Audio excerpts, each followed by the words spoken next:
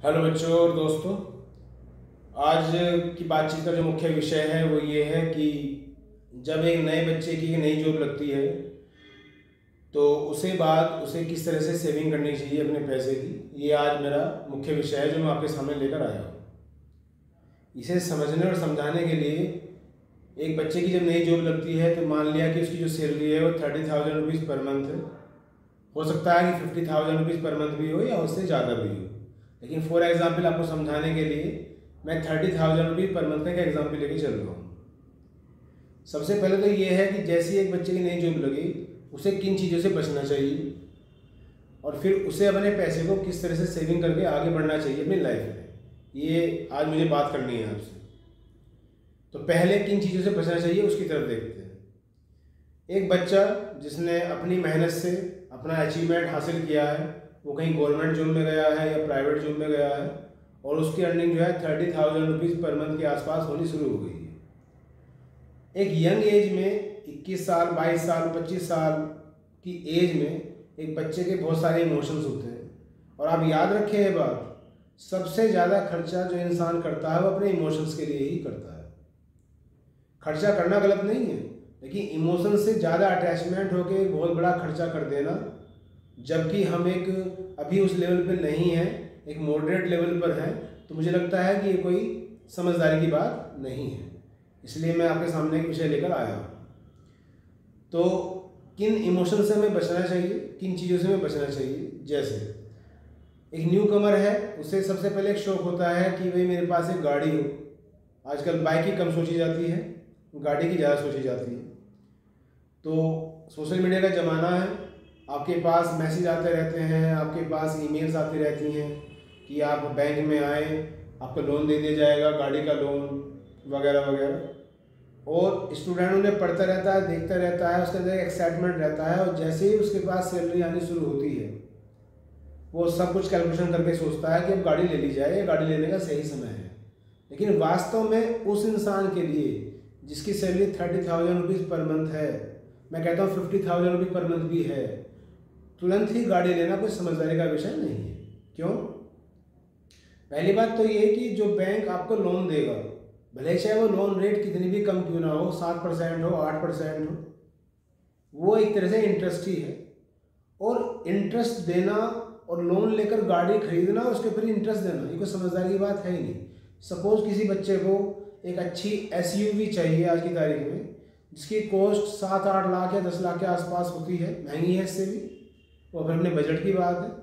माना किसी को 10 लाख की चाहिए, 3 लाख उसके पास अपनी फंडिंग है, वो सोचता है कि 5 लाख रुपया या 7 लाख रुपया बैंक से लोन ले लेगा, जिसकी हर महीने किस्त चली जाएंगी और वो बस गाड़ी में बैठ के घूमेगा, या सोसाइटी में उसे अपनी रेपुटेशन मेंटेन करनी है थोड़ी सी। आप मेरी बात को आइंदा ना लें, मैं बस आपको समझाने के पॉइंट ऑफ व्यू से बात कर रहा हूँ आपसे। तो मान लें सपोज किसी बच्चे ने 5 लाख का लोन ले लिया और उसने 8-10 लाख की जो है गाड़ी अपने घर में ले ली है। अब आप इसका साइड इफेक्ट देखिएगा।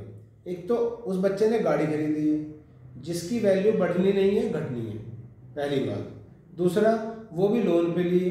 अगर किसी बच्चे ने 5 लाख का भी लोन ले लिया है तो आई मीन टू से हर महीने 8,000 के आसपास उसकी किस्त शुरू हो जाएगी। ठीक, उसकी सैलरी है 30,000 रुपये महीना। अब उसे 8,000 रुपये हर महीने उसके अकाउंट से कट के उस बैंक के पास जाएंगे जिसे उसने लोन लिया। ठीक, और ये काम कोई 1-2 महीने का तो होता नहीं, कोई 5 साल के लोन लेता है तो कोई 2 साल के लोन लेता है। उसी हिसाब से तो किस्त की वैल्यू है वो कम या ज़्यादा होती रहती है। तो एक तो आपने गाड़ी ली जिसकी वैल्यू घटी, दूसरा उसके ऊपर आप इंटरेस्ट दे रहे हैं, तो ये कोई समझदारी का विषय नहीं है। अगर आप इसे लॉन्ग टर्म में देखते हैं तो ये सेविंग करना तो छोड़िए, बेफिजूल खर्ची ही है। गाड़ी लीजिए लेकिन कुछ समय बाद, जब आपको उसकी ज़रूरत हो, जब आपके पास आपकी इनकम भी बहुत अच्छी हो, सेविंग भी बहुत अच्छी हो, और हो सके तो लोन लेके लीजिए मत गाड़ी, अपने पैसे से लीजिए, क्योंकि इंटरेस्ट होता है वो आपकी अपनी जेब से ही जाएगा। और बैंक इतने शार्प होते हैं कि जब पहली किस्त शुरू होती है तो शुरू में 1 या 2 साल में पहले वो अपना मोस्टली इंटरेस्ट ले लेते हैं। 1 या 2 साल बाद आप देखेंगे कि आपको अपनी किस्त देने के बावजूद भी जो आपका प्रिंसिपल अमाउंट होगा वो ऐसे के ऐसे ही रहा, ऐसे ही ऐसा होगा। पहले उस बैंक ने अपना इंटरेस्ट ले लिया होगा, तो बैंक बहुत शार्प होते हैं। तो ये इमोशन से जुड़ा खर्चा है, आई मीन टू से। इससे अलग जैसी बच्चे की जॉब लग जाती है, शादी वगैरह की बात शुरू हो जाती है और 1-2 साल में फिर शादी भी जरूरी हो जाती है, माँ बाप के द्वारा या बच्चे के द्वारा, जैसे भी घर का वातावरण होता है। अब ये क्योंकि लाइफ का ऐसा मोमेंट होता है तो बच्चे को ये लगता है कि भाई इसे खुल के सेलिब्रेट करना चाहिए, तो यहाँ पे भी इमोशन से जुड़े खर्चे होते हैं। फॉर एग्जाम्पल मान लिया सपोज उसे अपने लिए कुछ परिधान यानी कि कपड़े खरीदने हैं, शेरवानी खरीदनी है, तो शेरवानी खरीदते समय उसके दोस्त होंगे या उसके कज़िन होंगे या वो खुद होगा या उसकी सिस्टर्स होंगी, वो कुछ इस तरह से उसके पास आएंगे और कहेंगे, या उसकी भी अपनी मेंटलिटी होगी कि महंगे से महंगे कपड़ा खरीदना चाहिए। अगर मैं मेरठ की बात करूँ, हो सकता है वो शेरवानी अबू लैंड पे ना मिले, पूरे बाज़ार में ना मिले, कहीं दिल्ली में जाके मिले। और मैं देखता हूँ, जैसे मैं नोटिस करता हूँ, उस शेरवानी के लिए वो बच्चा 30,000, 40,000, 60,000, 80,000, मैंने देखा है 1.25 लाख रुपए तक भी खर्च कर देता है, जिसकी वैल्यू सिर्फ 1 या 2 दिन के लिए ही होती है शादी में, उसके बाद उसका कोई यूज़ नहीं होता। ऐसे बहुत सारे जो खर्चे होते हैं जो हमारे इमोशन से जुड़े हुए होते हैं। तो मेरी आपको एक सलाह है बच्चों कि इन खर्चों को आप अवॉइड करो। अवॉइड इन द सेंस ऐसा नहीं कह रहा हूँ कि मत करो, लेकिन कंट्रोल करके अपने इमोशंस को तब करो, क्योंकि जब आप अपने इमोशंस को कंट्रोल करोगे सेविंग तो तभी होगी ना। अगर आपके इमोशंस तो बढ़ रहे हैं और आप सोच रहे हो सेविंग हो नहीं रही, तो ये दोनों ही एक दूसरे के अपोजिट हैं, कंट्री टर्न है, पॉसिबल ही नहीं है। इमोशंस को कंट्रोल करना पड़ेगा, धीरे धीरे टाइम बीतेगा, आपकी सेविंग प्लस होती चली जाएंगी, और हम देखेंगे 8-10 साल बाद जब आपका एक फंड, सेविंग फंड बहुत अच्छा होगा, तब आप अपने टोटल पैसे से एक अच्छी गाड़ी खरीद सकते हैं। 10 लाख की जगह आप 15 लाख की या 20 लाख की गाड़ी भी खरीद सकते हैं, जिसका आपको 1 पैसा एज एन इंटरेस्ट किसी भी बैंक को नहीं देना होगा। ठीक, तो ये तो बात मैंने आपको बताई कि किस तरह से आपको अपने इमोशंस पे कंट्रोल करना चाहिए। अब रही बात कि सेविंग जब हम करें तो कितनी करें और उसे कैसे करें, इसकी बात भी हम कर लेते हैं। मैंने भी एग्जाम्पल लिया था कि मान लिया एक बच्चे की सैलरी जो है 30,000 रुपीज़ पर मंथ है, तो सेविंग करना तो अच्छा, जितना ज़्यादा आप सेविंग कर लोगे उतना ही ज़्यादा आपके लिए प्लस पॉइंट है। लेकिन फिर भी मेरे हिसाब से अगर आप अपने इमोशंस को ठीक ठाक कंट्रोल कर लेते हो तो 1/3 सेविंग आप अच्छी तरीके से कर पाओगे सब खर्चों को काटने के बावजूद। यानी कि अगर 30,000 आपकी सैलरी है तो आप सोचे चले कि मुझे 10,000 सेविंग करनी है। अब सेविंग करने का क्या मतलब है? सेविंग करने का मतलब ये है कि मुझे वो पैसे अपने पॉकेट में रखने हैं, अपने घर में रखने हैं, अपने बैंक में रखने हैं, उसकी एफडी करनी है, क्या करना है, प्रॉपर्टी खरीदनी है, कहाँ इन्वेस्ट करूँ, क्या करूँ, कैसे करूँ। इसके लिए भी मैं एक अलग से वीडियो बनाऊंगा आपके लिए कि इन्वेस्ट कैसे करना चाहिए। बाकी मैं थोड़ा सा आपको बता देता हूँ इस वीडियो में। अब आपके पास इरादा है कि आपको 10,000 रुपये पर मंथ आपको सेव करने हैं, तो कुछ बड़े बड़े चीज़ें हैं जैसे प्रॉपर्टी। लेकिन प्रॉपर्टी में आप जानते हैं कि जो 7-8 साल पहले जो प्लॉट, एक एवरेज प्लॉट 150 गज के आसपास मान के चले आप, जो 12 से 14 लाख का आ जाता था, वो आज 25 लाख का प्लॉट है। तो आई मीन टू से आप भी जानते हैं कि प्रॉपर्टी में सेविंग करनी है, इन्वेस्ट करना है, तो आपके पास जो है एक मुश्त पैसा होना चाहिए। वहाँ आप उसे आप सेविंग नहीं कह सकते, उसे आप टोटल इन्वेस्टमेंट नहीं कह सकते हैं, तो वो अभी आपकी पॉकेट अलाउ नहीं करेगी। दूसरे क्या ऑप्शंस है? एफडी है, फिक्स डिपॉजिट। लेकिन नाम देखिए आप इसका, फिक्स डिपॉजिट, ये भी यही कहता है, बैंक ये कहता है कि मुझे आप एक मुश्त पैसा दीजिए। हालांकि एफडी रेट्स भी आज तक बहुत कम है। भाई मान लिया आपने 10 लाख रुपए जमा कर दिए बैंक के पास, 5% का रेट ऑफ इंटरेस्ट चल रहा है, ठीक, तो आपको मिल जाएगा 5% के हिसाब से जो भी पैसा मिलेगा, जो भी कैलकुलेट होगा। लेकिन उसके लिए भी आपको 10 लाख रुपए चाहिए। आपको हर महीने सेविंग करनी है 10,000 रुपये महीना। आपके पास 10 लाख रुपए नहीं है अभी एट द मोमेंट, तो मुझे लगता है एफडी भी कोई ज़्यादा ऑप्शन अच्छा नहीं है। उसके बाद आते हैं हम आरडी में। जो पोस्ट ऑफिस होते हैं वहाँ पे आरडी होती है। आरडी का मतलब होता है रिकरिंग डिपॉजिट, मतलब आप बार बार एक रिकरिंग मोड में कुछ भी अमाउंट जमा कर सकते हैं हर महीने, चाहे वो आप 500 रुपये महीना कर लें, 1,000 रुपये महीना कर लें, 10,000 रुपये महीना कर लें, जैसी भी आपकी पॉकेट अलाउ करती है। 5 साल के लिए ये एक अच्छा प्लान है।